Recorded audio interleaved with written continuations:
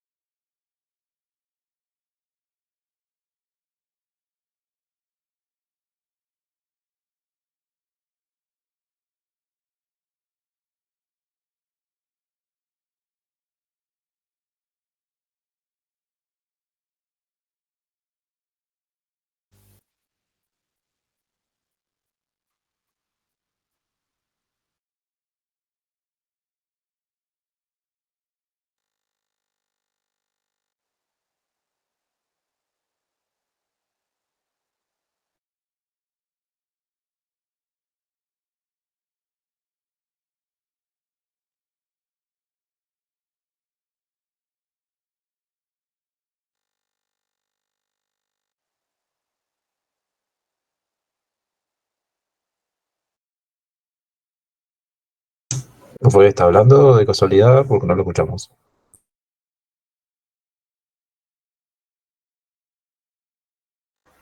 Yo no escucho nada todavía, ¿ah? Vi que arrancó ahí la pantalla de la unidad de hoy, pero no escucho nada.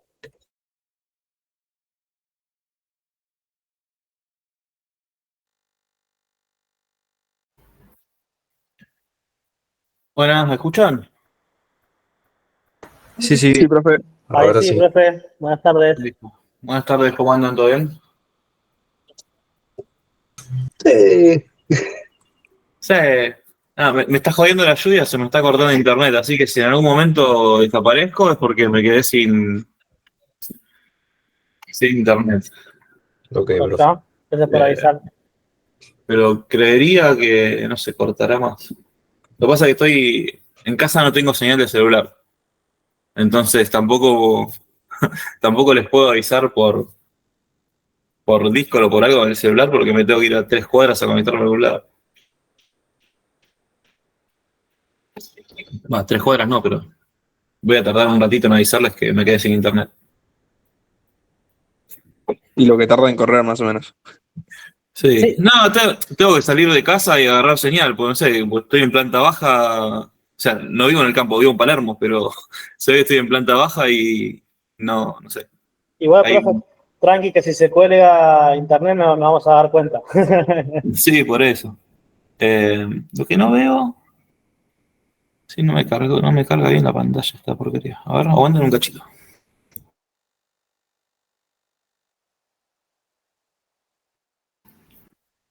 Ahora sí. No, calculo que va todo bien. Bueno, ¿alguna pregunta, consulta, duda sobre algo? En el campus está hasta el trabajo número 3, ¿verdad, profe? No Hasta el 3, revisé sí. otro. Hoy a la noche ya les habilito para que tengan el 4 y el 5, Sí. así ya los tienen listos para hacer. Me estuvieron preguntando también de las otras comisiones si íbamos atrasados, que esto, que el otro, por el tema del cronograma. El cronograma cuando lo subí en su momento, y veníamos con una agenda que después no se respetó porque, ¿se acuerdan? La primera clase se corrió porque tuvimos una clase desfasada. Eh, Y después hubo un par de trabajos que el trabajo uno, un par que no llegaron a terminarlo y yo lo corrí de fecha y ahí cuando corrí el uno corrí el 2 y se corrió el 3 y se fueron corriendo. Por eso no estamos respetando el cronograma que figura en los trabajos.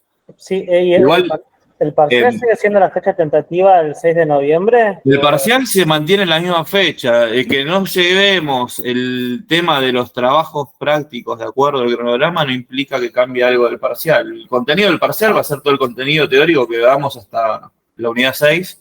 Esta unidad de hoy no entra para lo que es el parcial, porque nosotros vamos a ver la unidad 7 y la clase que viene tendríamos una clasecita de repaso antes del parcial para consultar dudas. Y los chicos de las otras comisiones no van o sea, no llegan a ver la unidad 7 y tener la clase de repaso antes del parcial. Se corrió ahí con el tema del feriado y esto. Ellos van a ver la unidad 6 después y después vienen como una clase atrasada ahora. Entonces, dejamos así hasta la unidad 6 que es memorias para el parcial. Y la unidad 7 y 8 7, 8 y 9 quedan de backup, digamos. A no ser que alguno tenga que recuperar. Si alguno tiene que recuperar, sí va a haber seguramente preguntas de unidad 7, 8 y 9 en el recuperatorio. Buenísimo. ¿Entendió hasta ahí? Perfecto. Y el parcial seguía siendo virtual, Sí. ¿verdad? Eso se decía El manteniendo. parcial va a ser en el campus. Yo lo voy a abrir, el horario que dura la clase, de 18 a 22. Es el horario completo, digamos. Y van a tener dentro de ese lapso, en una hora se resuelve. No hace falta dar más tiempo de una hora para resolverlo. En el lapso ese de 18 a 22, a gusto, conéctense. No va a ser con cámara prendida, yo lo voy a cargar en el campus y lo resuelven. No hace falta estar conectado con cámara prendida ni nada raro. si quieren consultar las preguntas en el tiempo de 1 hora, buscar en la bibliografía, buscar en las placas, no hay problema. ¿Usted va a estar, profe, para las consultas por las dudas? Yo me voy a conectar, sí. Genial. No debería haber mucho problema. Va a ser, o sea, el mismo formato que tiene el trabajo práctico.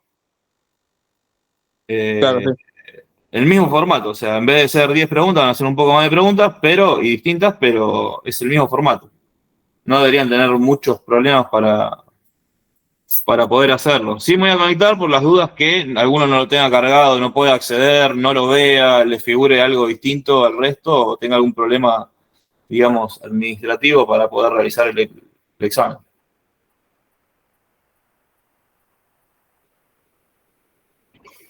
Profe, una consulta. El trabajo práctico del número 2 no lo hice, me colgué con la fecha y bueno, no lo puedo hacer. ¿Hay alguna posibilidad que se vuelva a abrir el trabajo para hacerlo? Sí, dale, no hay problema. Lo abro. Ah, listo. Ay, buenísimo, profe, gracias. Yo también. Bueno, sí. A ver, yo les pongo fecha para que traten de no colgarse y lo lleven, porque después si se lo dejo abierto todos los trabajos al mismo horario, todos los trabajos durante todo el cuatrimestre, se van a colgar y van a estar el último día haciendo todos los trabajos prácticos. Es como para meterles un poquito de presión y que lo lleven más o menos al corriente. En Pero mi caso sí, me colgué con la fecha.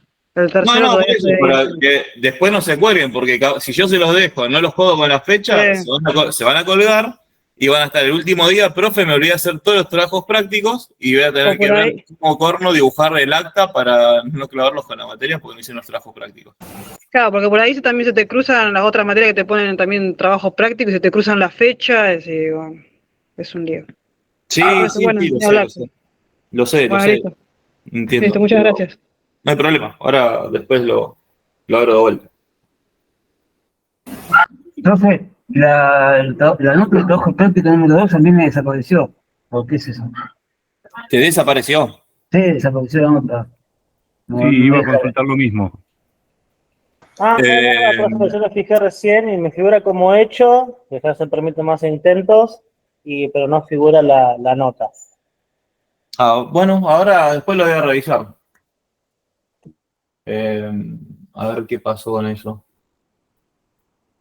¿Hicieron más de un intento? Parece que todos tenemos el mismo problema con el trabajo práctico número 2. El 1 está bien, el PES lo tengo también, pero el 2 no. Desapareció. No, un solo intento. Claro, pero el tema es que ya estaba resuelto, ya figuraba la nota, pero ahora para chusmear entré de nuevo y la nota ahora no figura. Eso ya estaba corregido y todo. Claro, sí. Bueno, a ver, esperen que entro al campus. Si puedo entrar al campus. Ahora no sé si es problema mío o problema del campus. Está caído, creo, yo no puedo entrar. Bueno. No soy yo entonces. No, sí, murió. Bueno, después me fijo. Lo veo. Probamos ahora después cuando terminemos con la clase, probamos de vuelta y si no, después lo veo.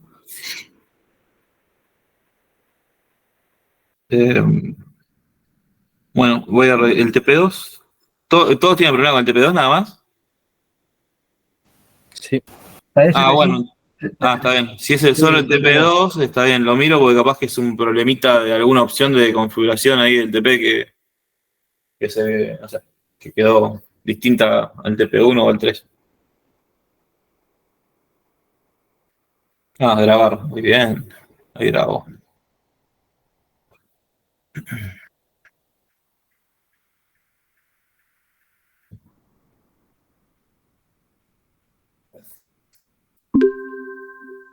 Sí, las clases grabadas están en el campus, están cargadas. En cada unidad está el link de la clase grabada. Eso lo va subiendo. Tarde, ponerle que esta clase va a estar mañana o pasado, va a estar cargada.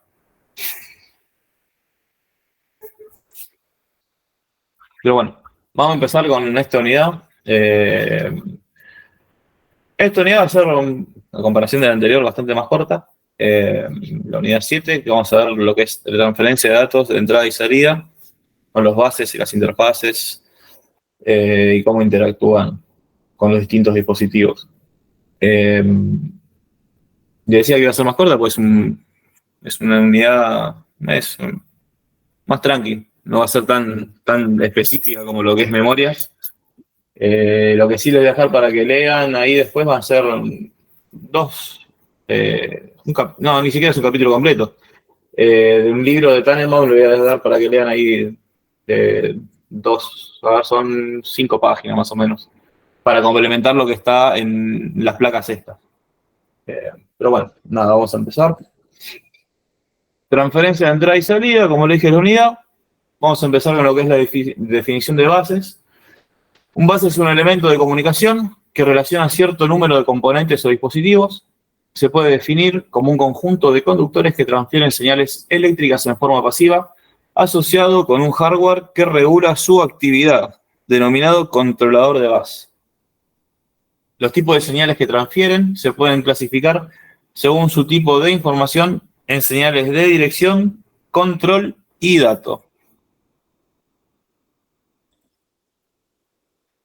Cuando se establece la conexión entre dos unidades, una actúa de emisora y la otra de receptora. En el caso que ambas unidades puedan invertir sus papeles, el sentido de la transferencia cambia. Por lo tanto, una de las cosas que un controlador de bus debe controlar es el sentido de la transferencia. Cada dato transferido por un bus se conoce como transferencia elemental y se produce en un tiempo determinado regulado por el controlador y denominado ciclo de bus. Acá me falta algo. Está bien. Bueno. Le tengo que cambiar la presentación una cosa, pero después se la subo. Bueno, lo que es la jerarquía de bases, si establecemos un orden por niveles de bases, desde los internos en un chip hacia afuera, podemos determinar características propias en distintos niveles. Tenemos lo que son los bases internos del chip, que por ejemplo se consideran bases las conexiones internas que comunican registros en un chip, como en el caso de las conexiones entre los registros internos de un microprocesador. Si recapitulamos un poquito las unidades anteriores, ¿se acuerdan que hablábamos que el microprocesador tenía internamente registros, que esos registros almacenaban una serie de datos? Bueno, esos, a esto es lo que hace referencia, los bases internos del chip. Es el bus que comunica, digamos, por ejemplo, la ALU con el registro de memoria del microprocesador. Ese es el bus interno del chip. Bueno, un bus que relaciona dos registros dentro de un chip tiene el menor nivel de complejidad, o sea que es del tipo más simple y se puede decir que es un camino entre registros. Después tenemos los buses que conectan chips sobre una placa. Los distintos módulos que albergan chips se comunican entre sí, conectando una placa a una tarjeta. Estos módulos se interconectan entre sí también a través de bases. Estas conexiones son más evidentes al usuario, que las puede ver, por ejemplo, sobre la superficie del circuito impreso configurado en pistas o caminos metálicos. Esto es lo que yo les digo cuando les hago referencia de que miren el Mother, que tiene las pistas dibujadas con cierta forma, que van conectando distintos componentes. En general, estos buses realizan transferencias sincrónicas. Las señales del mensaje que constituyen el bus de datos son bidireccionales. Las señales que acompañan a las señales de datos permiten el direccionamiento y el control de transferencia. ¿Por qué estamos hablando de que los buses realizan transferencias sincrónicas generalmente? A ver si alguien se acuerda por qué son sincrónicas. Así, en 2 palabritas.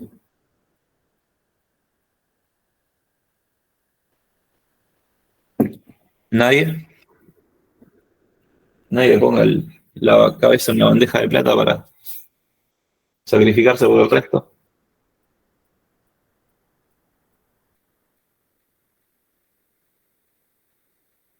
Sí, si hablamos de sincronismo es porque hay un reloj que marca el tiempo en el cual van sincronizados los datos. Pasan en simultáneo al mismo tiempo, sí. No sino al mismo tiempo, sino que van sincronizados como dice la palabra, son sincrónicas. Hay un reloj atrás de esto que va marcando los tiempos. cómo empiezan los ciclos y cuándo terminan.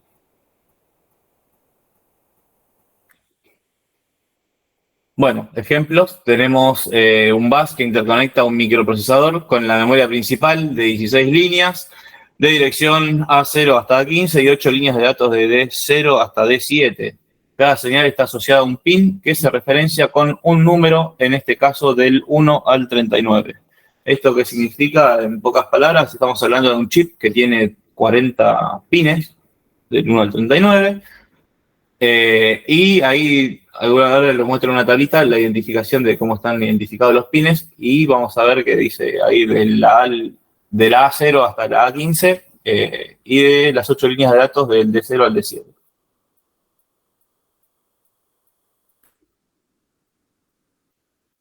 Bueno, esta es la tabla, ahí están identificados los pines, la numeración. El 1 dice ground, que es la masa que va a masa. Después tenemos los pines del 2 al 8, que dice A14, A8,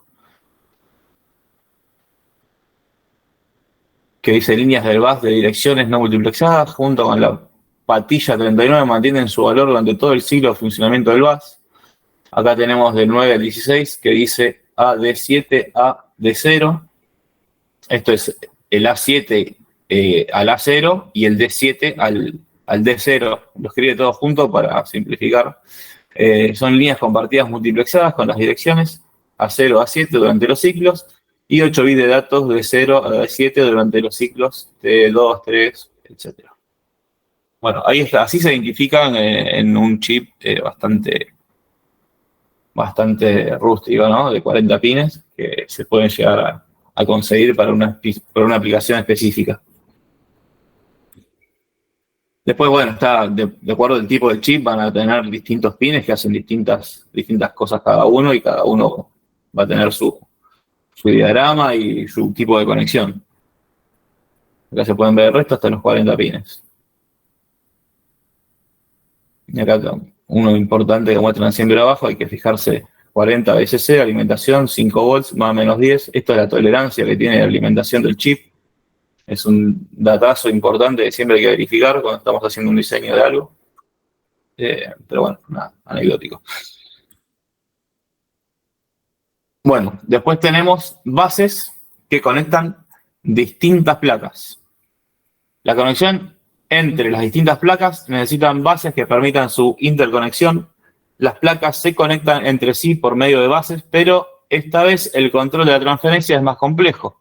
En este nivel, los diversos diseños de placa que provienen de distintos fabricantes crean la necesidad de compatibilizar la forma de transferir un dato.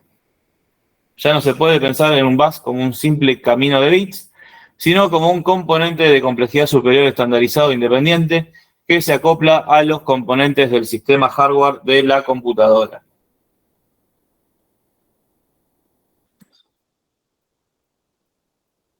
Y después tenemos bases de entrada y salida, que son bases afectadas a la entrada y salida de información, datos, direcciones, control y estado. Determinan una multiplicidad de estructuras que se denominan arquitectura de bases. Una computadora puede variar desde una arquitectura de bus único hasta complejas estructuras de bases. La arquitectura de bases permite definir normas de comportamiento para la transferencia de datos desde o hacia los dispositivos de entrada y salida. Su diseño involucra, por ejemplo, la determinación de controles de estado durante y luego de la transferencia, las velocidades admitidas por los distintos componentes y la cantidad de bits de datos para enviar entre ellos. Por ejemplo, un ejemplo cortito de esto que dice acá abajo. No sé si no creo, es medio raro el ejemplo que les voy a dar, pero, por ejemplo, yo he trabajado con equipos de radio de alta frecuencia en HF, que tienen una parte digital de señalización. Entonces, esos equipos de radio se conectan por puerto serial a la computadora, y uno, para configurarle ese puerto serial al equipo de radio y a la computadora para que puedan establecer el vínculo de comunicación, hay que configurarle las velocidades admitidas, que es la velocidad de transferencia de datos, la cantidad de bits de datos que van a enviarse, o sea, cuando configuran el puerto, aparece todos estos datos que menciono acá, aparecen para cargar en la configuración para que se pueda establecer la comunicación entre los dos dispositivos. Un ejemplo que me viene al caso ahora, después si no tengo nada como un video, nada como para mostrárselos, pero se utiliza todavía en aplicaciones muy específicas.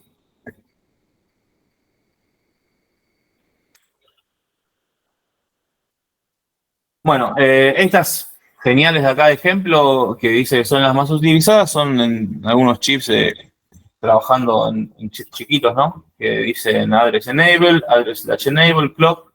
El address enable se utiliza para indicar si la CPU o el controlador de acceso es de acceso directo a la memoria. El address latch enable es cuando está alta, señala que la CPU colocó una dirección válida en el bus de direcciones. El clock es la señal de reloj que conecta directamente con un pin del procesador. Acá otro importante es este que dice RQ, que es el request interruption request, que es la petición de interrupción. Que es, lo habíamos visto ya en las clases cuando hablamos de interrupción, que es una señal que se origina en un dispositivo externo para indicar al procesador que se requiere su atención inmediata. Esto lo hablamos de cuando algún dispositivo solicitaba una interrupción, el CPU se ponía como en un estado de espera, saltaba la actividad que pedía la interrupción y después cuando se ejecutaba la actividad que pedía la interrupción, volvía al estado anterior. Y después puede haber otros tipos de, como el reset de acá.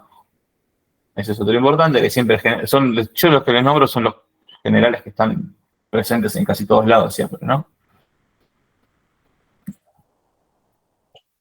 Bueno, vamos a hablar un poquito sobre lo que son las distintas tecnologías de bus. Los periféricos, ahí dice como ejemplo, las unidades de disco rígido, fueron conectados en las PC por el bus de expansión que se conoce como el bus ISA. El ISA fue el primero que se utilizó para realizar ese tipo de conexión. Con el tiempo se introdujeron buses de expansión adicionales como el EISA, que es en NCISA, y el microchannel. Ahora actualmente no se utiliza más esto. Después de esa tecnología, los discos fueron evolucionando a otro tipo de interfaz de conexión.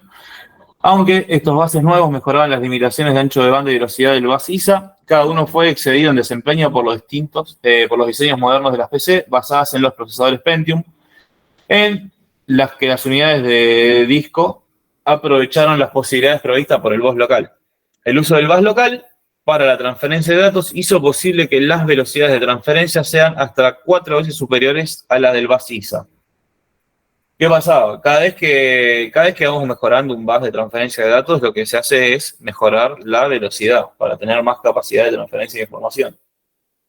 Siempre que se cambia una es porque se mejoró la velocidad. Básicamente lo que se busca es tener un mayor volumen de transferencia de información. Se desarrollaron 2 estándares para la implementación del bus local. La Video Electronics Standard Association, que es BESA, creó la BESA Local, que es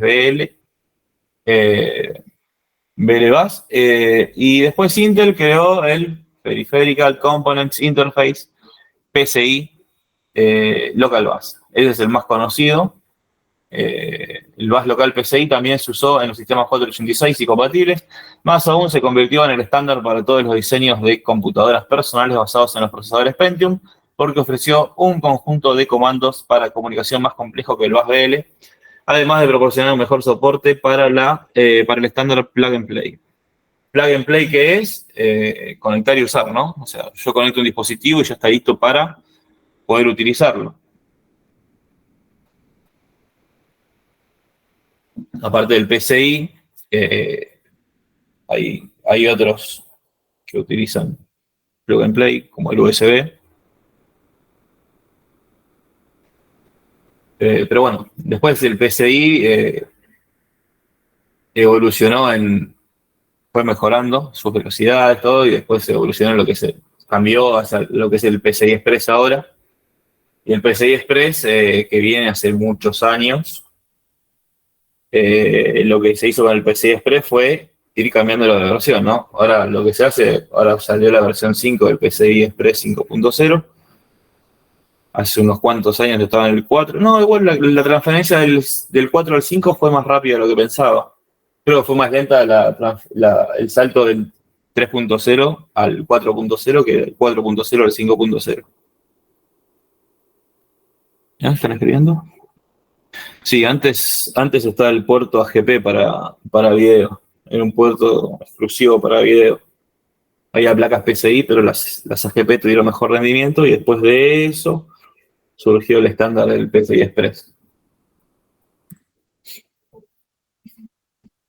Bueno, las funciones de la lógica o inteligencia en un bus de entrada y salida son comunicarse con el periférico y el sistema CPU memoria, controlar la temporización durante la transferencia, almacenar temporalmente bits para paliar la diferencia de velocidad entre emisor y receptor, detectar si se produjeron errores durante la transferencia.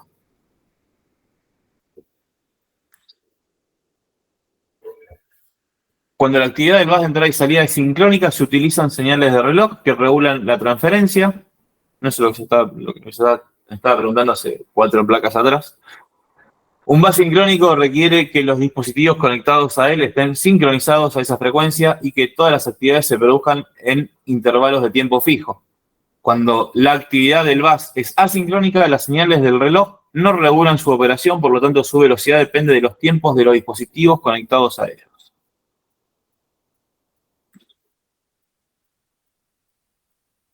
Resumen de las señales diferentes comunes a la mayoría de los buses de entrada y salida para controlar la transferencia. Tenemos la señal de clock, que permite sincronizar el ciclo del bus con la operación de la CPU. La señal, que puede habilitar un tiempo de espera. La señal de lectura o escritura a un dispositivo de entrada y salida o a la memoria. Señales de interrupción a la CPU. Señales de reconocimiento que permiten el diálogo de los dispositivos durante la transferencia. Señales de bus cedido u ocupado. Las señales de dirección permiten representar la dirección del emisor y el receptor. Cada dispositivo de entrada y salida tiene asociado una combinación binaria. Por ejemplo, cuando se envía una transferencia al receptor, este reconoce su dirección tomando los bits del bus y decodificándolos con un circuito lógico o lógica circuitaria. O sea que las señales de dirección permiten contestar las preguntas de quién y a quién. O sea, de quién viene el dato y hacia quién va. Las señales de datos representan los bits del mensaje a transferir, el ancho del bus de datos o bien la cantidad de líneas afectadas a la transferencia elemental dan una medida de potencial de trabajo. Esto es, a mayor cantidad de bits transferidos en paralelo, mayor capacidad de transferencia.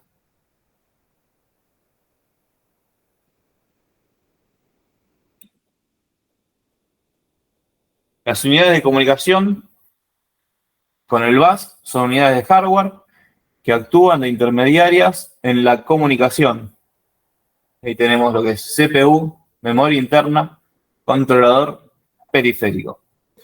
Y resuelven fundamentalmente el problema de disparidad en los tiempos de operación entre las unidades que se conectan. Entonces se pueden agrupar en lo que son interfaces en paralelo, interfaces serie, controladores DMA y canal o procesador de entrada y salida, que es el IOP o el Input o Output Processor. La elección del tipo de intermediario tiene que ver con las características de cada dispositivo que se ha de conectar. Así, en un mismo sistema pueden existir todos o alguno de ellos. A su vez, cada intermediario puede estar asociado con más de un dispositivo.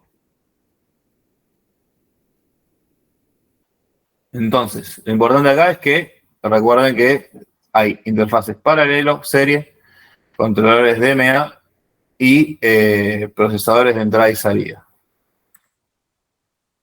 Los dispositivos de entrada y salida permiten la comunicación de la CPU memoria con el medio externo, o sea que son aquellas unidades que permiten la entrada o la salida o ambas. La relación entre la CPU y los periféricos no puede ser directa, sino que se necesitan nexos físicos, cuya función establezca los controles para lograr una transferencia. Estos también forman parte del conjunto dispositivos de entrada y salida. Entonces, ejemplos sencillitos de lo que es un dispositivo de entrada. ¿Cuál puede ser?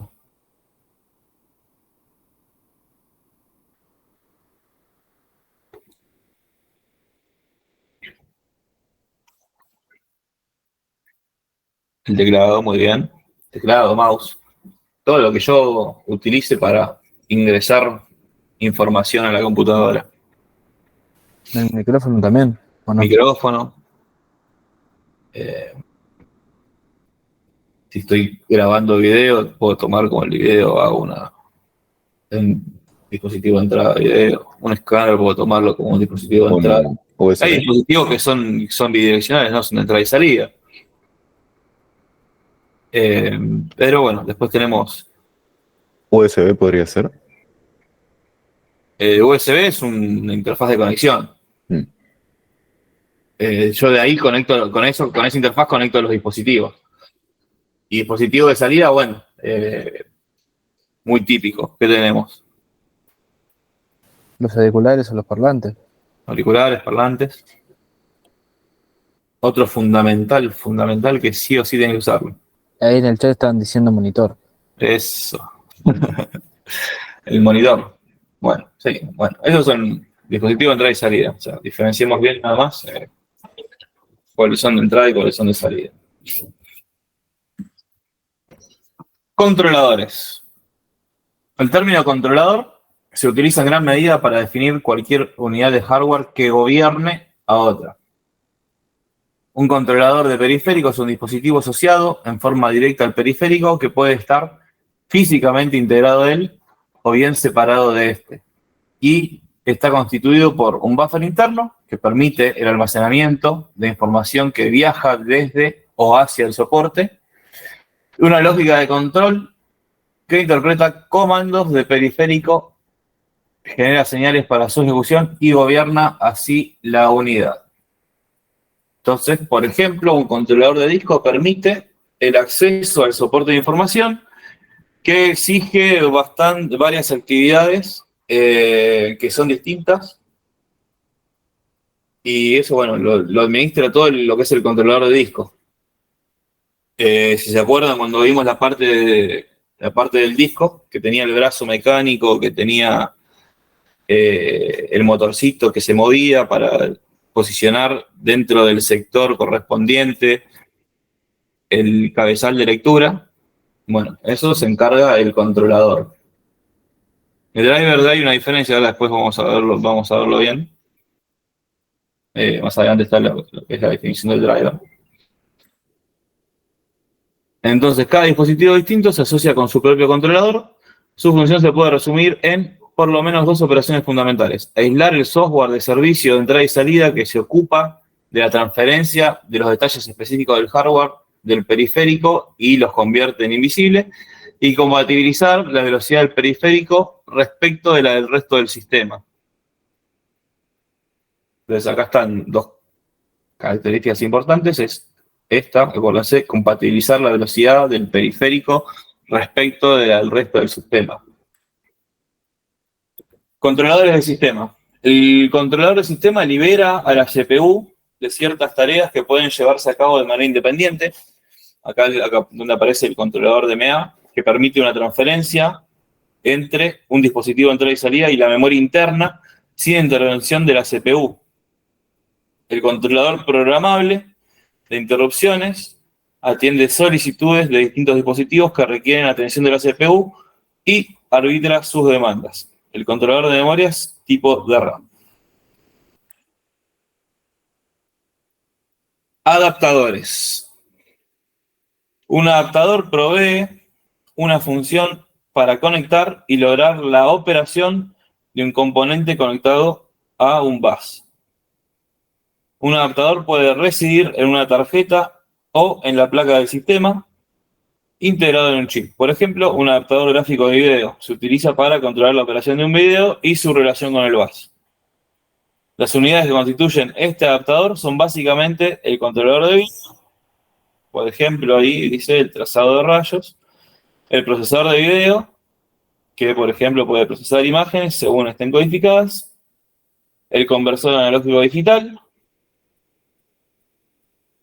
que, bueno, es el que convierte la imagen digital a señal analógica y regula la frecuencia de refresco en la pantalla. Si bien son distintas características que uno, si están familiarizados con lo que hacen las placas de video, son todos procesos o actividades que parecen comunes, ¿no? Por ejemplo, acá el trazado de rayos. Ahora está muy de moda el ray tracing de NVIDIA. Es un controlador de video que tiene integrada la placa de video para encargarse solo de trabajar lo que es el trazado de rayos dentro de la codificación del video.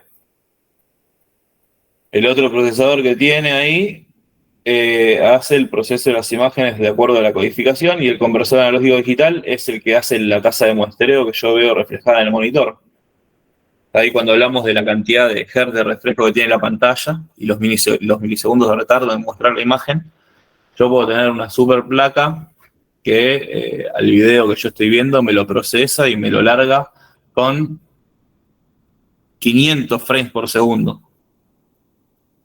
Esos frames por segundo son la cantidad de veces, o sea, FPS, digamos, como se ve en la abreviatura que se ve cuando ven esa especificación, es la cantidad de veces que el frame aparece por segundo. 600 veces por segundo es un montón.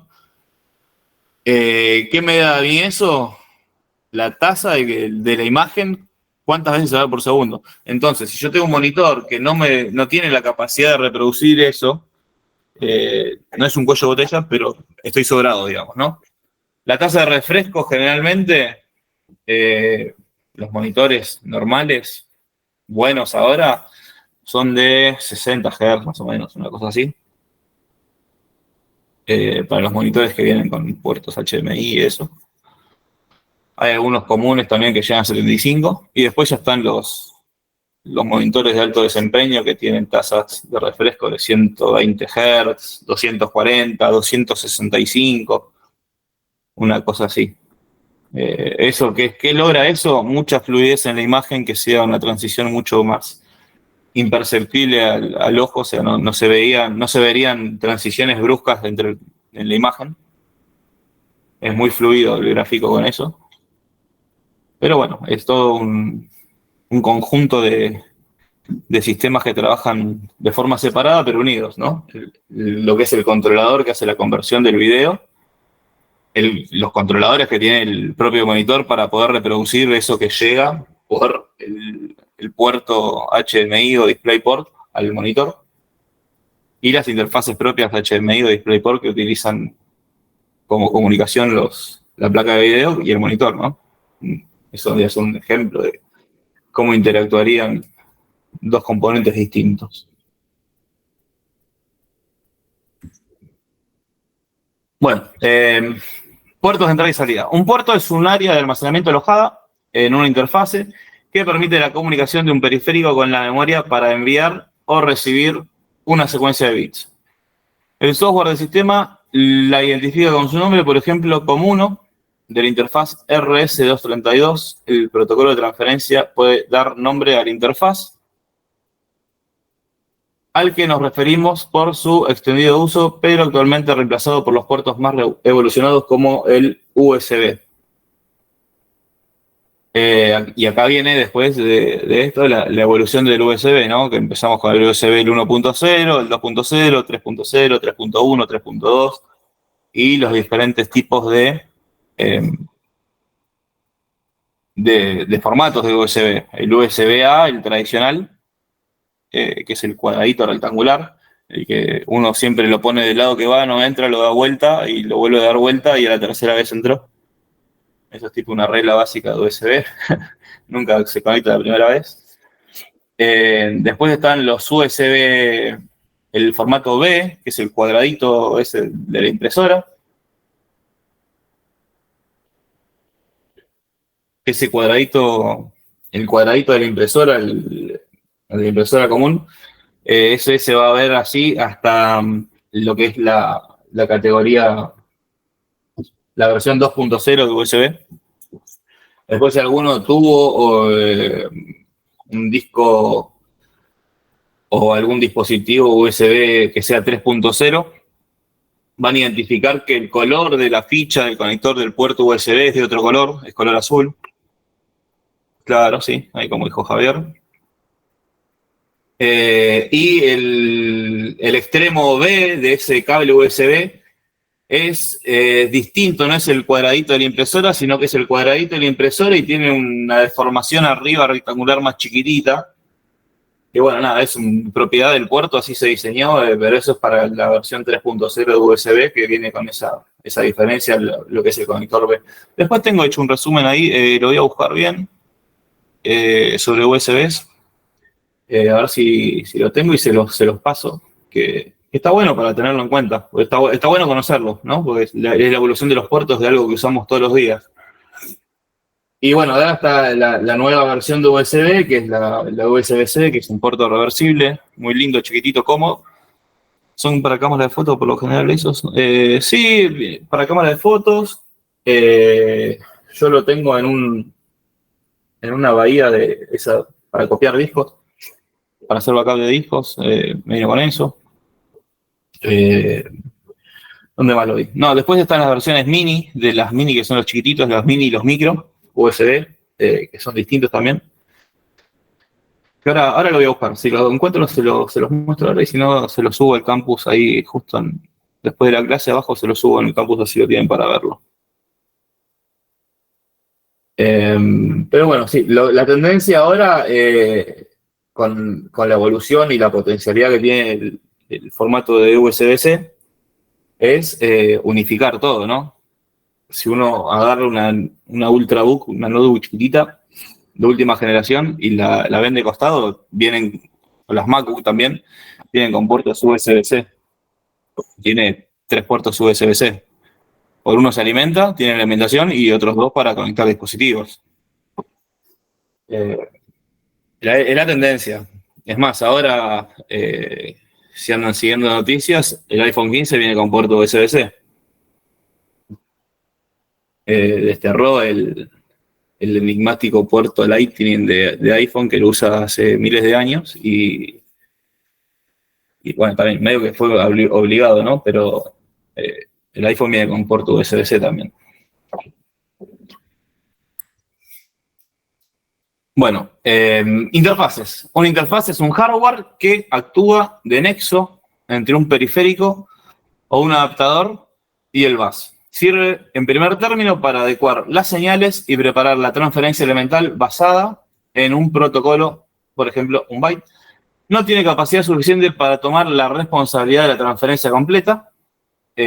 Son la CPU o el canal los que asuman el control de una transferencia completa.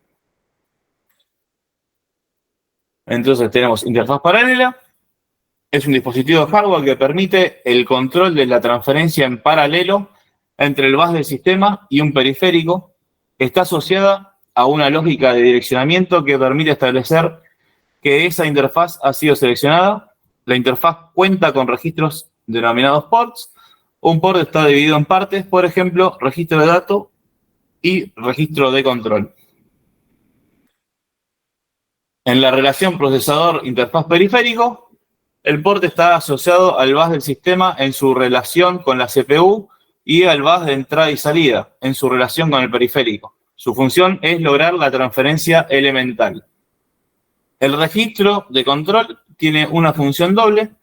En primer lugar, recibe un comando que puede enviar el periférico y, en segundo lugar, recibe señales de control de estado. O sea que cada uno de sus bits se puede interpretar como indicadores de estado o flags que informen acerca de la transferencia. Cuando la CPU inicia una transferencia, coloca un comando en este registro que se conoce como comando de inicialización. Este comando determina si la operación va a ser de entrada o de salida y genera las señales de entrada o salida que indican el sentido de la transferencia.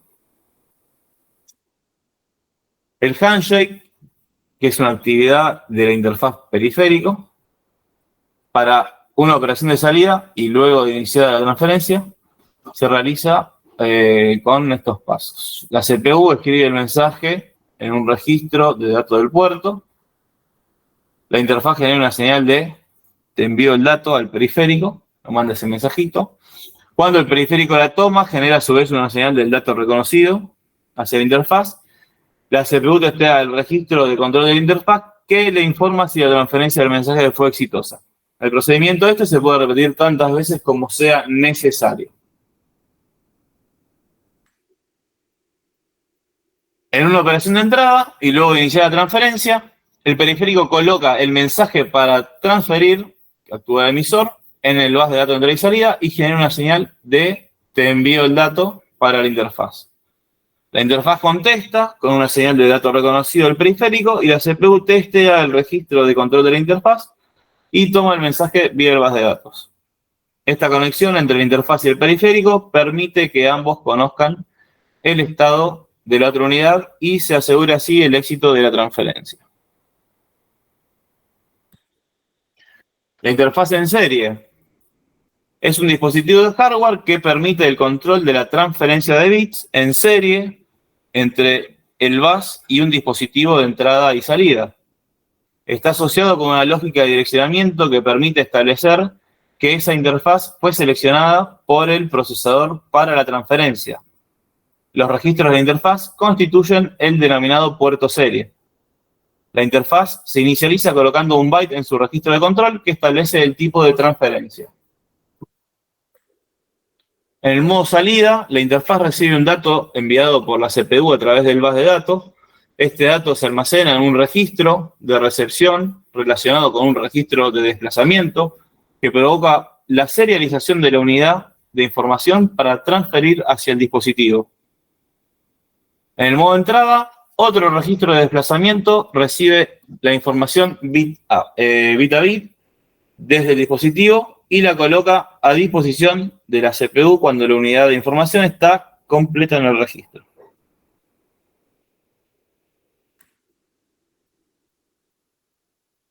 La interfaz serie acepta las modalidades sincrónica y asincrónica, a diferencia de la interfaz paralela. Sin embargo, cuando los datos se transmiten en una línea desde un punto al otro, se produce un retardo de la señal en el medio de transmisión que provoca incertidumbre acerca de dónde termina un bit y dónde empieza el otro. Además, otra desventaja con la transmisión paralela es que la transmisión serie crea la dificultad de la delimitación de los caracteres. Esto es, al enviarse los bits uno tras otro, no se sabe dónde empieza y dónde termina un carácter. La técnica utilizada para resolver el problema depende de que la transmisión sea sincrónica o asincrónica. Bueno,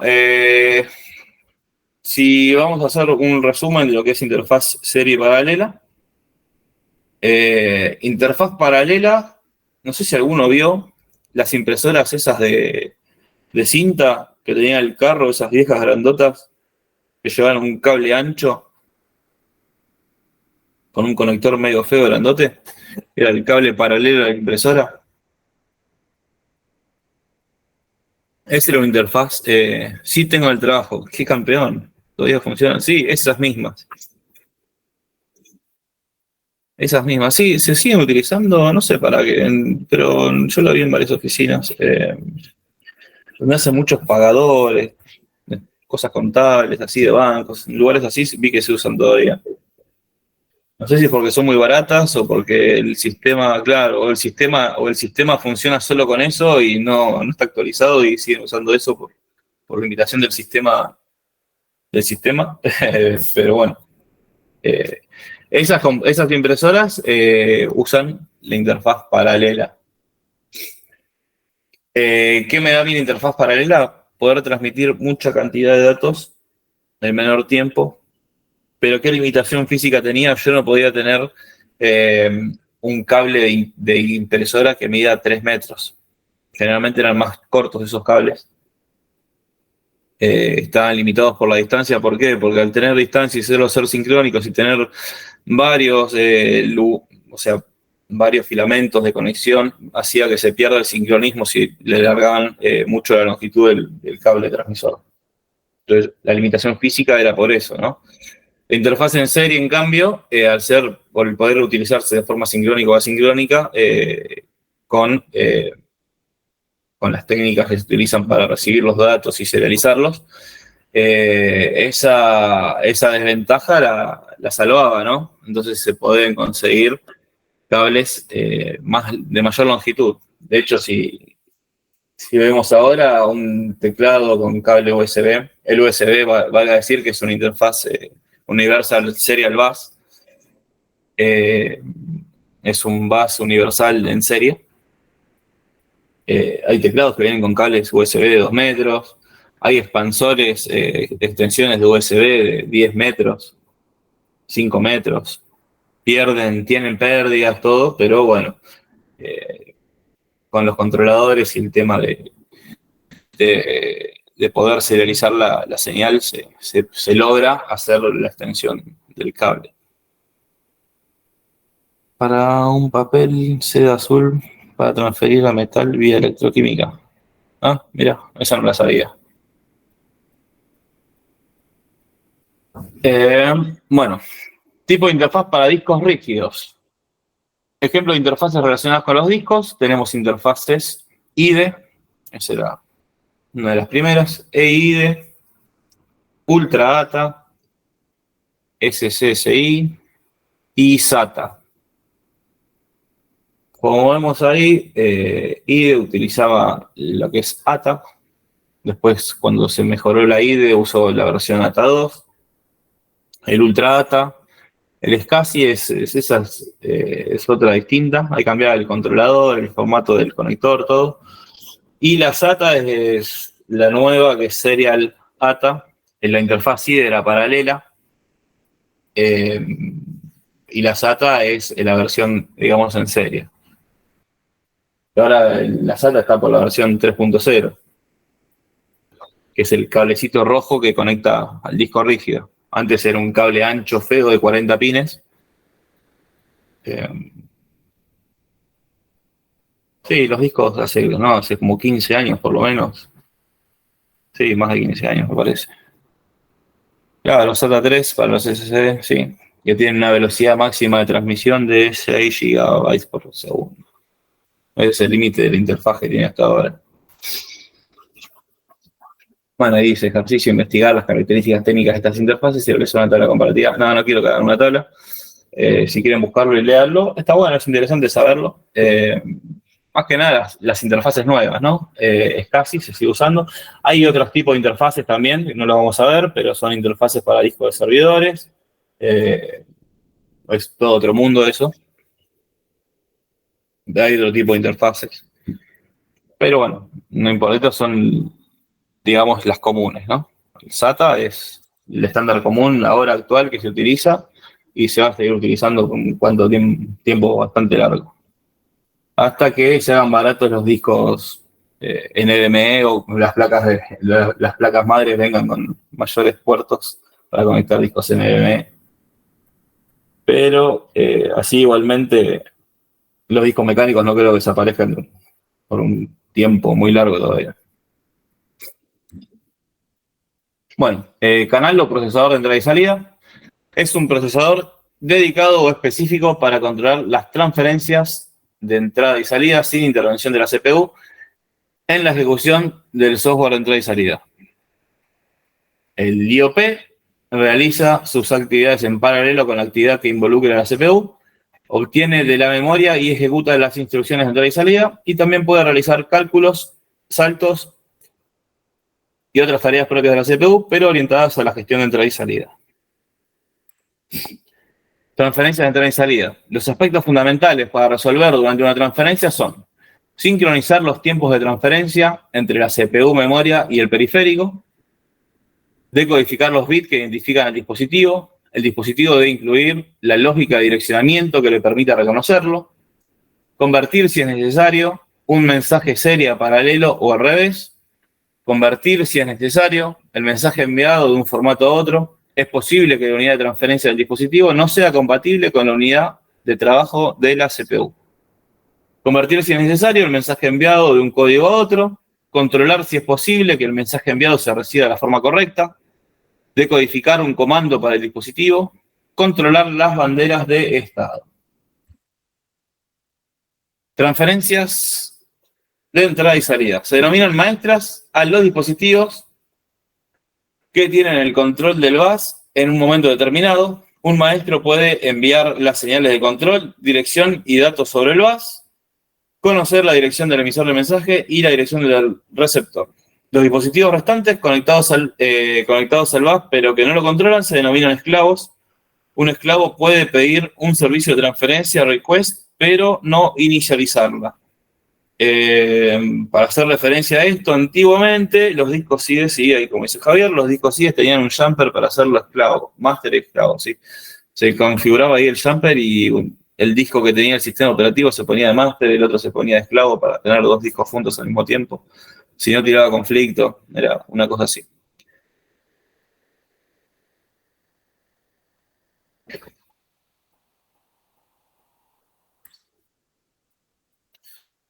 Sí, eso es en la época de los 90, creo que después de ahí ya desapareció, no había más de eso.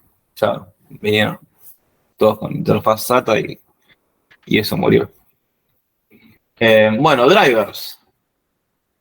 Son aquellos programas que conocen el dispositivo periférico, es decir, todas las particularidades de los distintos tipos de periféricos son conocidas por el sistema operativo por medio de drivers, que como ya indicó, son programas en cuya codificación se hace referencia a los comandos propios de cada periférico. Así como un controlador puede tener varios periféricos idénticos, un driver de un periférico es un programa bastante diferente a un driver de otro. Cada driver actúa como un receptor de requerimientos de otros programas que pertenecen a otro nivel y desconocen las peculiaridades de cada uno de los distintos dispositivos externos. Entonces, ahora, el driver, a diferencia del controlador, ¿qué hace? El driver es específico de un periférico dispositivo. Es el que maneja todas las cuestiones particulares intrínsecas al periférico dispositivo que me estoy refiriendo, como el driver del chip del mother, el driver del controlador del disco rígido, el driver del controlador de la placa de sonido, el driver de la placa de video, y así todos los drivers que se les puede ocurrir que tiene la computadora. El del Bluetooth, el del conector de Wi-Fi. Cada dispositivo que sea de uso específico que yo le instalo a mi computadora o a una computadora en particular, tiene su propio driver. Windows simplifica muchas cosas porque hay drivers genéricos que se utilizan para todo no, hay drivers genéricos ya están incluidos en Windows, entonces yo conecto mi teclado y ya Windows lo levanta y lo utiliza con el driver. Están escribiendo ahí, a ver. ¿Cómo se hace ahora para tener dos discos y que se puedan usar, pero solo uno sea booteable el sistema operativo? Por conectarlos en SATA 0, 1 o 3, según el puerto del mother en la BIOS. Sí, vos podés tener varios discos. Generalmente se utilizan del SATA 0 hasta yo los uso por orden, pero en el BIOS vos seleccionás cuál es el dispositivo donde vas a bootear. Es más, cuando haces la instalación de Windows se genera el MBR, se genera el disco que vos instalás el sistema operativo, que es el Master Boot Record. Ahí se generan todos los que son los registros de booteo del sistema operativo. Hay distintos tipos de sistemas de estos de booteo. Tenés MBR, GPT, depende del sistema operativo, se instale también. Es más complejo. Para hablar, tenemos clases para hablar de esto. No, hablar del puerto no debería influirte mucho, pero debería estar configurado ahí. En realidad, donde instales el sistema operativo vos. Pero bueno, igual siempre es recomendable, aunque parezca una pavada decirlo, leer el manual del mother de la computadora que tengamos. Porque siempre hay particularidades. No sé si les conté ya, no me acuerdo. por ejemplo, los puertos, los M2, donde se conectan los discos NVMe, hay computadoras, de acuerdo al chip de la computadora, pueden, no sé, yo que uso AMD, si son B450 o ahora X, 450, 550, ahora está 650, bueno. De acuerdo a la generación, si son el tope de gama, que son los 570, 670, a la última generación, o los X o los B, depende del formato, pero para hacerlo fácil, hagamos de gama baja, media y alta. Si son de gama baja o media, seguramente si tienen varios puertos, utilizando un puerto se deshabilitan funciones o no, de acuerdo a lo que diga el manualcito del mother. Me ha pasado una vez que no sabía por qué no mandaba un disco NVMe, había puesto dos juntos al mismo tiempo y uno no mandaba, lo sacaba al otro, lo ponía en el mismo puerto y ahí andaba, o sea, el disco andaba, pero los dos juntos no me los tomaba, me volví loco, cambié, flashé la videos de vuelta, un montón de historia. Cuestión es que me pongo a leer el manual y dice que si yo utilizo un disco, el otro puerto se anula por la placa de video o porque comparte el bus del PCI, una cosa así. Entonces hay cuestiones muy particulares del fabricante que hay que tenerlas en cuenta. No es todo tan generalista, porque capaz que tengo 3 puertos y uno me lo anula cuando uso tal cosa. Entonces, por ejemplo, los que tienen varios puertos PCI Express, ahora no se usa mucho poner 2 placas de video juntas, antes se usaba más, para generar mayor rendimiento, poner 2 placas de video juntas. Cuando se utilizan 2 puertos PCI Express, generalmente bajan su velocidad, depende de la generación del mother también, funcionan a 16X, pero si yo utilizo los dos, funcionan los dos a 8X, una cosa así. Si hay 2 discos con 2 sistemas operativos cada uno, no me refiero a un dual boot. Si tenés 2 sistemas operativos instalados en 2 discos distintos, te puede llegar a generar conflicto.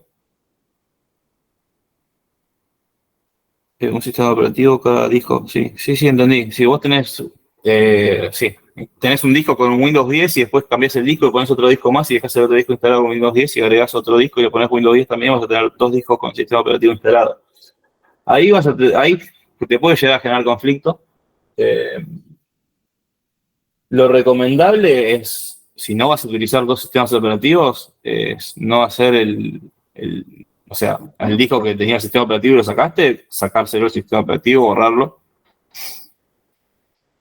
Me ha pasado, por ejemplo, tener estos problemas cuando trabajan con notebook generalmente. Si una notebook que tiene un disco mecánico le sacan el disco mecánico y le ponen un disco sólido, lo recomendable es instalar el sistema operativo en el disco sólido, bootear la computadora con el disco sólido, que reconozca el disco sólido, fijarse que toda la instalación esté bien, y recién ahí agregarle el disco mecánico y, si es posible, sacarle el sistema operativo antes de conectarlo de vuelta a la notebook. ¿Por qué? Porque a veces, por el sistema de booteo, etcétera, muchas configuraciones, puede generar un conflicto y les va a levantar el sistema operativo con el disco mecánico. Y dicen, uy, recién instalé en el sólido y está tardando en iniciar, y claro, porque está hablando del sistema operativo del disco mecánico. Eso también tiene que ver con la configuración del BIOS. Si es Legacy o si está en UEFI, hay muchas particularidades en el BIOS para configurar de esto. Bueno, sigamos con el tema de los drivers.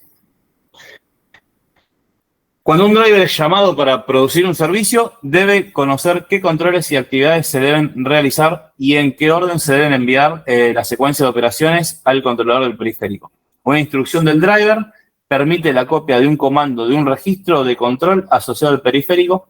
Este programa, por lo general, espera que el controlador complete la operación comandada.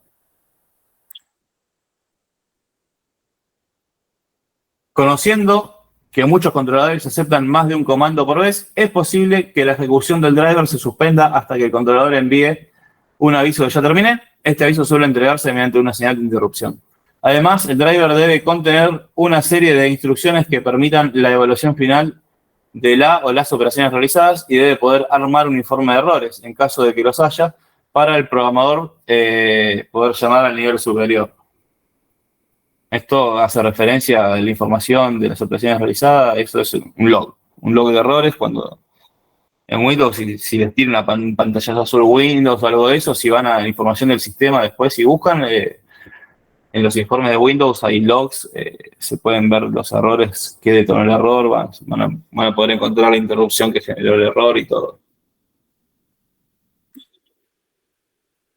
Modalidades de entrada y salida.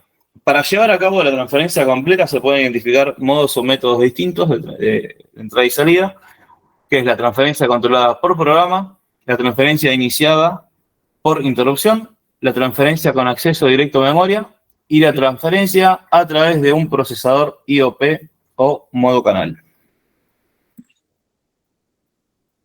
Cuando la transferencia se denomina controlada por programa, la que ejecuta el programa de entrada y salida es la CPU, que para comunicarse utiliza un bloque de hardware denominado interfaz. De esta manera, la CPU es la CPU la que controla el acceso a memoria para ubicar el dato a través de sus propios registros internos, por ejemplo, el acumulador y los de interfaz.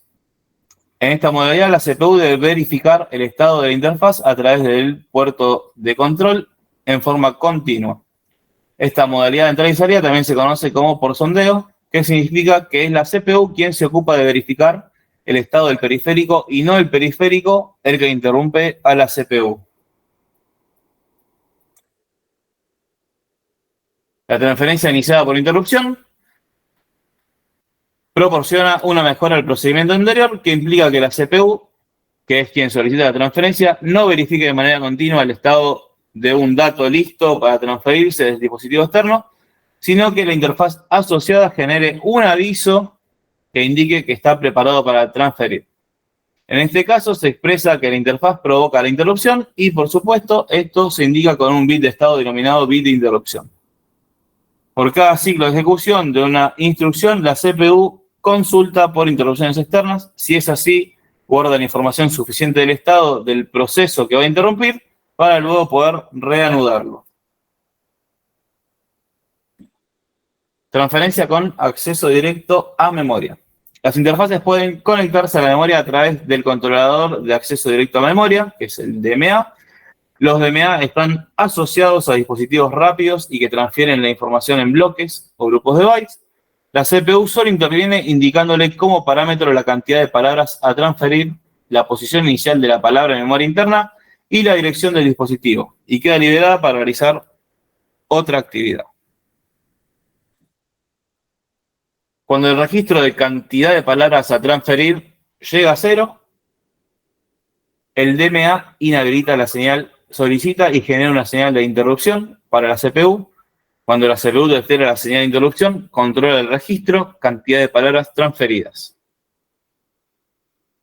Y acá tenemos unos ejemplos de lo que son las señales del bus para utilizar el DMA, que son distintas formas de que parezcan señales de DMA, ¿no? Que son DRQ, DACK, MMR, MW y TC.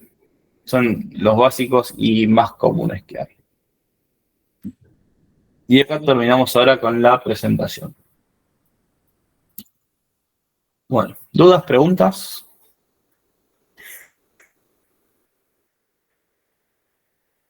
¿Cómo se arregla eso? Me sale siempre... bueno, el pantallazo azul. Y hay que ver por qué te sale el pantallazo azul.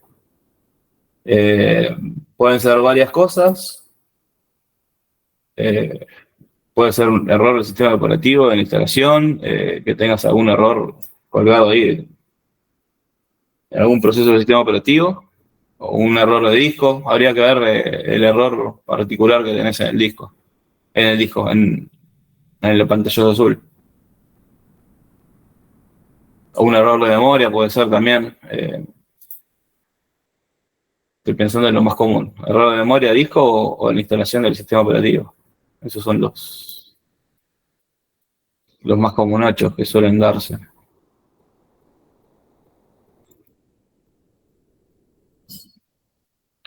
Claro, en el pantallazo azul abajo de todo te aparece el código del error. De ahí vas a poder identificarlo. Te va a decir memoria, o si lo googleas directo al código de error, te va a saltar si es memoria si es el disco, si es Windows de instalación o algo raro. O capaz que es un driver de algún dispositivo raro, o de un dispositivo, un driver mal instalado, está generando conflicto con algo que no sea compatible y eso genera el error. Ya estoy medio rebuscándolo el error ese, pero puede llegar a ser algo similar a eso. Hacemos 10 minutitos de interrupción, de descanso, y después seguimos. 19:30, volvemos.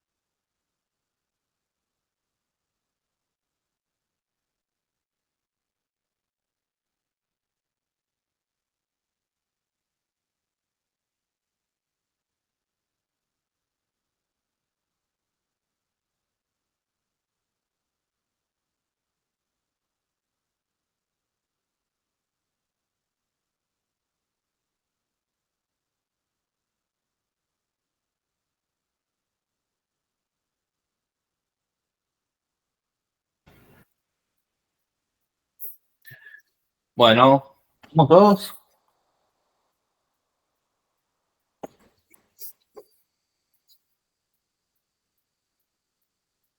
Ok. Me había olvidado decirle ahora en la presentación, les había dicho al principio de la clase, les iba a dar para que lean después una unidad del libro de Tannenbaum. En realidad no es una unidad, son una sección nada más. Si se fijan en el libro, es la unidad 3.4, 3.5 y 3.6. Ahí tienen con más profundidad todo lo que es bases. Léanlo, está bueno leerlo, por eso digo que los lean. Está bueno leerlo. Todo lo que es los tipos de bases. Están detallados los tipos de bases distintos que hay. Están más especificados que lo que vimos en la clase. Y en la 3.6, dije 3.4, 3.5 y 3.6. En la 3.6 están lo que es el bus ISA, el bus PCI. Y el bus PCI está bien detallado. Y también el USB. Y el USB, ahí encontré lo que les había dicho también. Ahora pongo la presentación, así lo vemos en un ratito. Y ya con eso terminamos por el día de hoy. Esperen que pongo la presentación.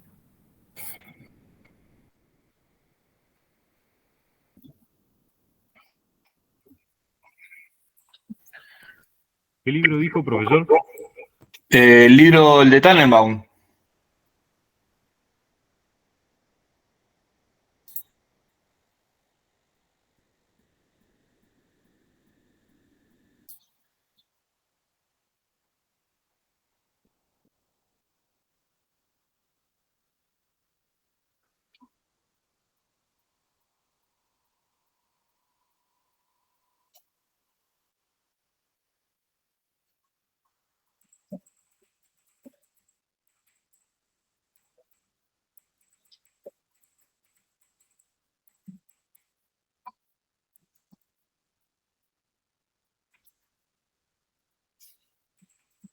Profe, Sí, perdón, ¿puede repetir los capítulos del libro de Kahneman? ahí lo estoy escribiendo en el chat, así lo tienen. Ah, José, perdón.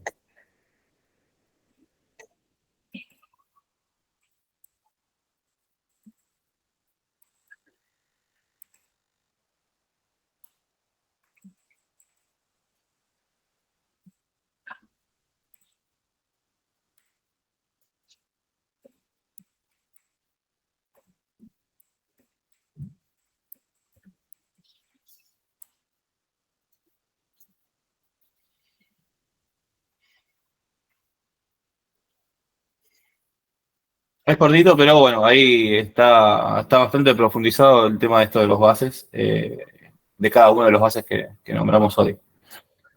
No me carga la presentación porque, a ver cómo de vuelta. Presentación. Ahora te digo. Ahí está. Ahí está. Esto es una presentación cortita sobre la interfaz USB. Como dice ahí, características, tipos de conectores y versiones.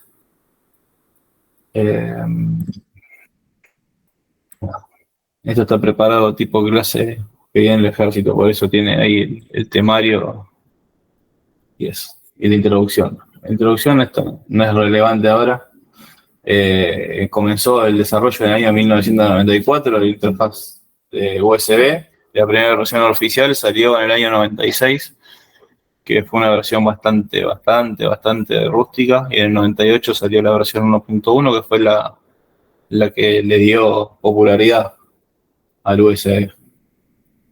Ahí aparece acá el USB Implementer Forum, USB IF y USB.org, son la página web de la organización de USB. Ahí pueden encontrar toda la información con respecto a lo que es USB, nuevas especificaciones, cómo se está avanzando y qué desarrollos nuevos van surgiendo. Esto es parte de historia. Hay 3 controladores distintos de USB en la primera versión cuando surgió, que uno es el UHCI, el Universal Host Controller Interface, el Open Host Controller Interface, que es el OHCI, y el Enhanced Host Controller Interface, el EHCI. De los 3, el que terminó utilizándose en realidad fue el último, ¿no? El EHCI, que fue el que después se utilizó para la versión 2.0 y se fue trabajando sobre ese. El primero, como siempre, cuando sale algo, sale desarrollado por alguna empresa en particular, Compaq, Microsoft.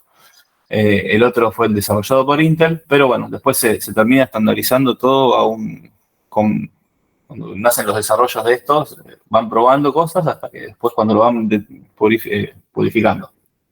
Cuando lo van perfeccionando, termina yendo a un solo controlador, ¿no? Bueno, lo que les había comentado de los tipos de conectores, tenemos conectores tipo A, tipo B y tipo C. Acá tenemos las distintas imágenes de cómo pueden encontrar un conector de tipo A. Ahí está el tipo A en lo que es el jack y el plug. El jack es la parte donde se conecta, el plug es el conector que viene en el pendrive. Y lo que les había mencionado del color del USB 3.0 y el 2.0. Se diferencian por el color. Van a encontrar después en computadoras modernas distintos colores. Puede llegar a ver amarillo, rojo, que son puertos USB que están, también depende del fabricante, que pueden ser que tengan utilidades para administrar carga con la computadora apagada, aunque esté enchufada, puede suministrar energía al puerto S o cosas así. O algún puerto que pueda proporcionar mayor alimentación a la estándar. Pero son funciones específicas determinadas que vienen de acuerdo al fabricante del MADA. Bueno, en los conectores tipo B, que les decía que hay un montón, el tipo impresora, el primero, a ver, ahí está el puntero, acá. El primero de acá, de arriba a la izquierda, el típico de la impresora. Después tenemos los puertos mini B. Hay 2 formas distintas, uno que venía con 5 conectores, otro con 4. Este cuadradito no lo vi mucho, este sí era muy conocido, este venía en las cámaras, en las camaritas digitales, se encontraba a todos lados. El micro USB es conocidísimo, este lo usamos todos en los celulares, generalmente venía con esto, hasta que salió el tipo C. Y después tenemos este, es el que le mencioné yo, del tipo B, del 3.0, que era cuadradito, pero tenía una deformación rectangular ahí arriba, en el conector, lo que es el plug y el jack, y el micro en 3.0, que es el chiquitito este que si alguno tuvo un disco extraíble, no recuerdo haberlo visto en otro lado, un disco extraíble que venga con USB 3.0, tiene este tipo de conector.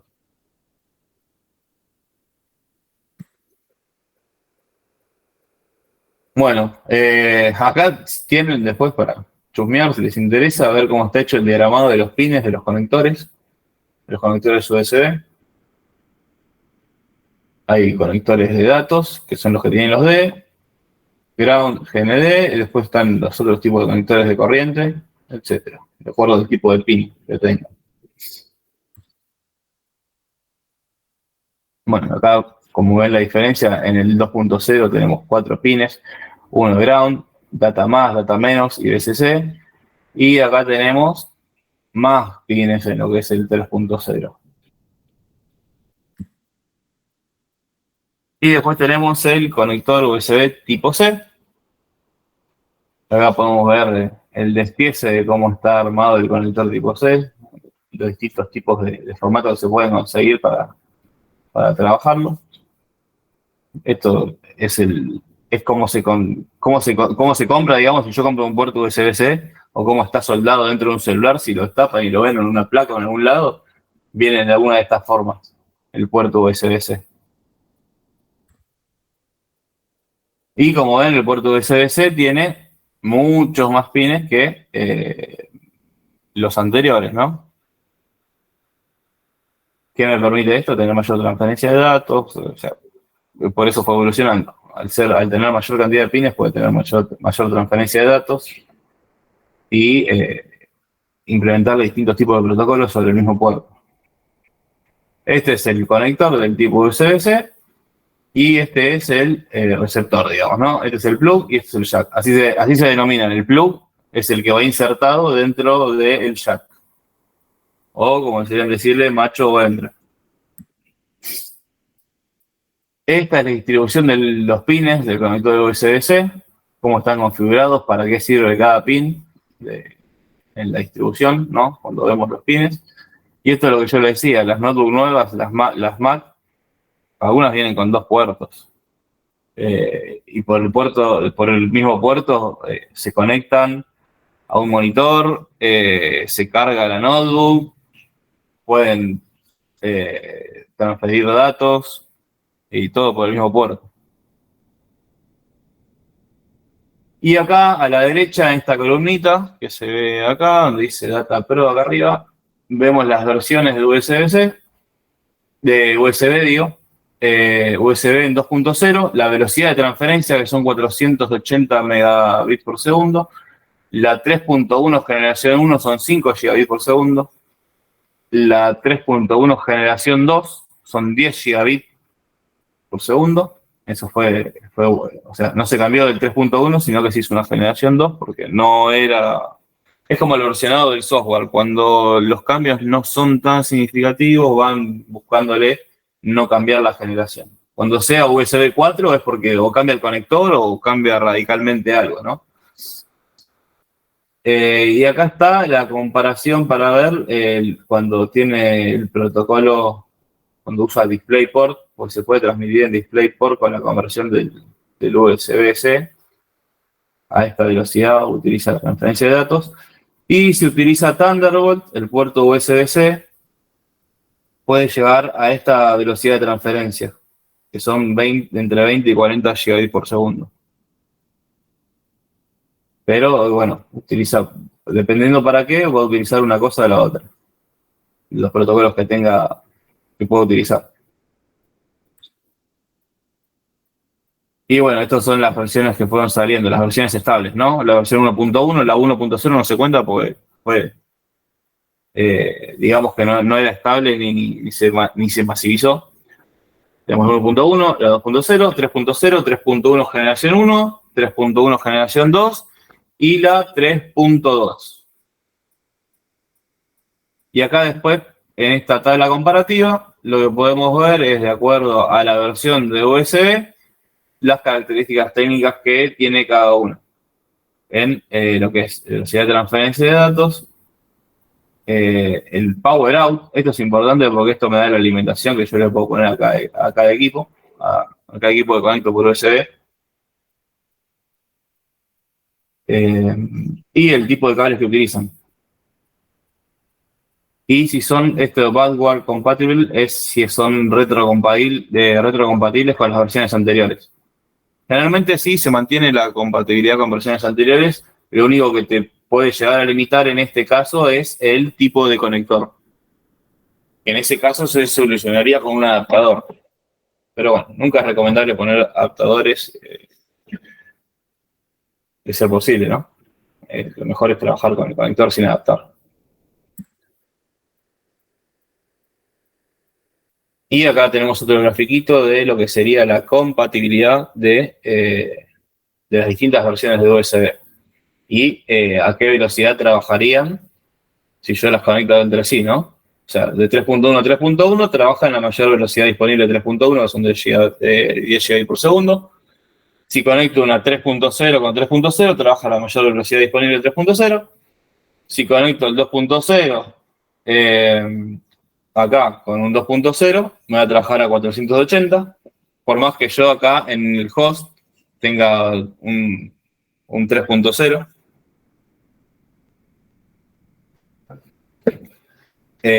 Si tengo 2.0, 2.0, 2.0 y mi disco USB es 3.0, va a trabajar a la velocidad del 2.0. Y si yo tengo todo en 2.0, los dispositivos, y tengo un cable que es 3.0, va a trabajar a la velocidad de 2.0. En lo que es el tema de velocidades, recuerden, la máxima es que todo trabaja a la velocidad del dispositivo más lento. Cuando hay distintas velocidades entre componentes o dispositivos, todo se adapta a la velocidad del dispositivo más lento. Y acá hay un cuadrito de resumen también de todos los puertos que les nombré. Así son más identificables. En la versión 1, o acá debería decir 1.1. Están todos los tipos de mini micro, todo lo que existen. Se pueden conseguir, o sea, que pueden encontrar en las distintas versiones, ¿no? En 3.1, los tipos C, tipo A, y después los conectores cuando utilizan protocolo Thunderbolt y el mini display. El mini display lo van a ver en placas de video, que se utilizan para hacer múltiples pantallas o matrices de video, pueden llegar a aparecer. El famoso pulpito, que tiene muchos conectores DisplayPort mini, que son estos cuadraditos cortitos, chiquitos.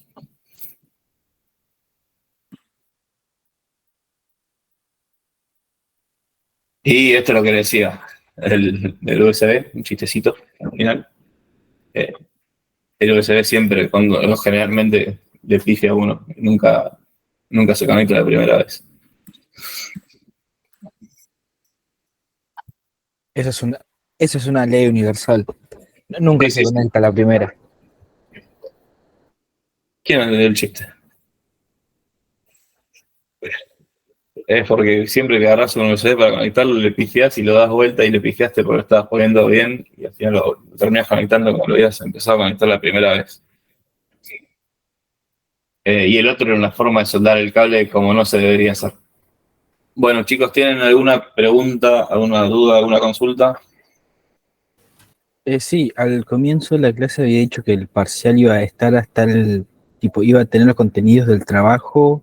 ¿Hasta qué trabajo? El trabajo no, de las unidades, hasta la unidad 6. Eso, hasta. Los trabajos después son tema aparte. Si Sí, sí, venimos sí. corriendo la fecha de los trabajos, no hay problema, así que. Me confundí. Me refería a la unidad. No. El tema es, los trabajos los fui corriendo de fecha porque hay algunos que se colgaron o terminaron de hacer, los voy corriendo la fecha. Entonces, para que no se les sumen, no se los habilité todos juntos. Nada, para que no vayan tan cargados. Total, tenemos tiempo todavía hasta que termine la cursada para terminar los trabajos. Pero estaría bueno que no se cuelguen y tengan que hacer todos los trabajos juntos. El parcial sí, para la fecha que estaba puesto. Que era 6, 7. Para el 6. 6. Sí, ¿qué queda? Esta semana completa, la semana que viene y la otra. Hay un montón de tiempo.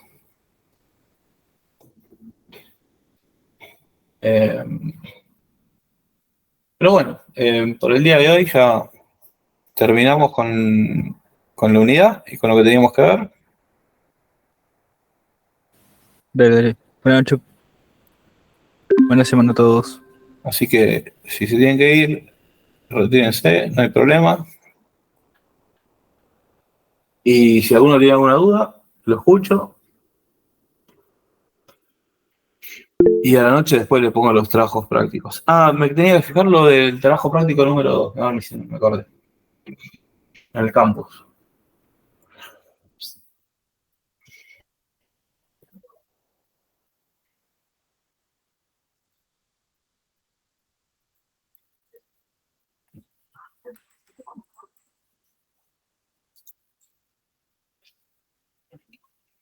Chao, buenas noches. Nos vemos.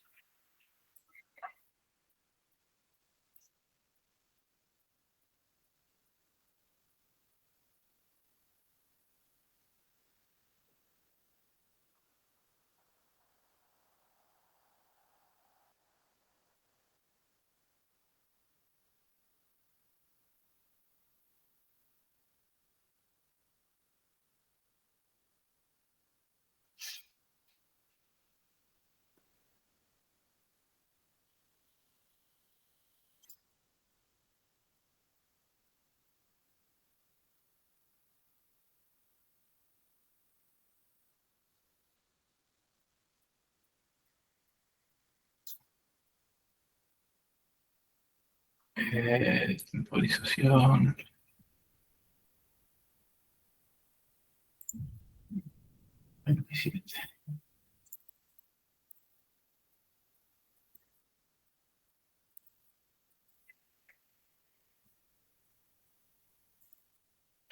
Ahí corrí la fecha del TP2.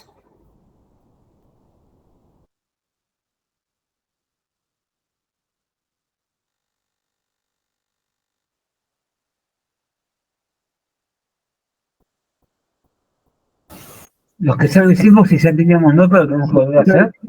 No, corrí la fecha nomás.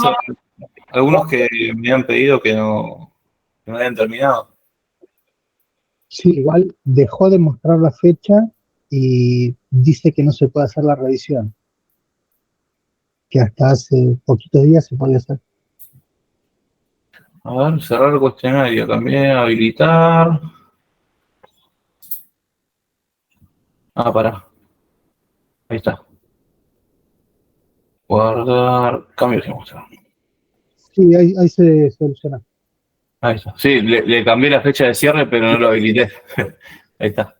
Listo. Ahora cerraría el 27 de octubre. Límite de tiempo, sin límite de tiempo. Calificación máxima para probar 4. Intentos permitidas 2. Bla, bla, bla. Método de calificación más alta. Listo. Bueno, no debería haber problemas para los que tenían que hacerlo y no lo hicieron. No solían de hacerlo, después se cierra el viernes.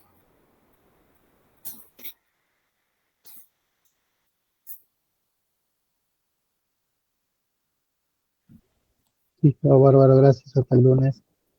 Nos vemos.